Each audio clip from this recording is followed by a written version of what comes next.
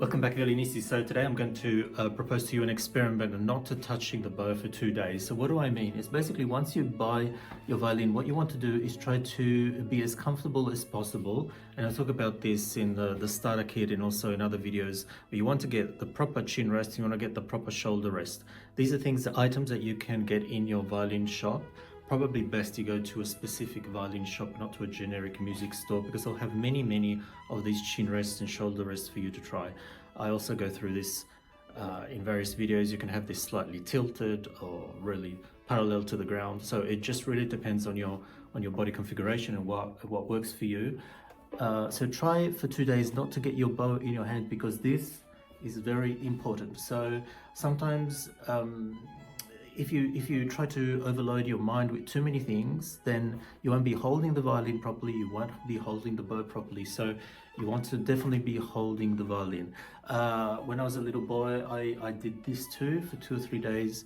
My violin teacher at the time didn't even teach me how to hold the bow. I didn't know nothing about it, and I just had to do this. Then I went again and he explained me how to hold the bow. Okay, and then once you hold the bow, everything gets a little bit easier and you'll be playing a lot smoother. So, and again with the bow, just remember, it's just hold it like a pencil. Everything is nice and round, and try to put your finger on this little space cockpit, I call it, this little window, and your fingers wrap around and everything is nice and round. Okay, so that way you'll be able to play nice and smoothly. So try to separate these two things. Try to hold the violin properly, then dedicate yourself to trying to hold the bow properly. And then once you can hold the bow properly with that train exercise also that I explained, okay, once you can hold the bow properly, then you want to put them together and start producing some sound. Okay, everything comes with time. It's like everything else, but you have to win the temptation. You remember when you were a little kid and there was generally that jar of lollies or jelly beans somewhere in your house, you said, do not eat it, do not eat it, don't eat it. Well, with good measure. If you would eat all those jelly beans, you would not have lunch, you would not have dinner. So the same here.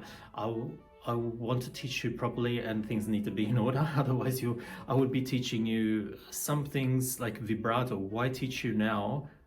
It's impossible. It's really hard. So one thing at a time, and you'll see that slowly but very steadily your sound will improve and everything will come together. So you have to have patience, but also a lot of trust in me. I will bring you to that beautiful sound. Okay, so stay with me. Okay, ciao.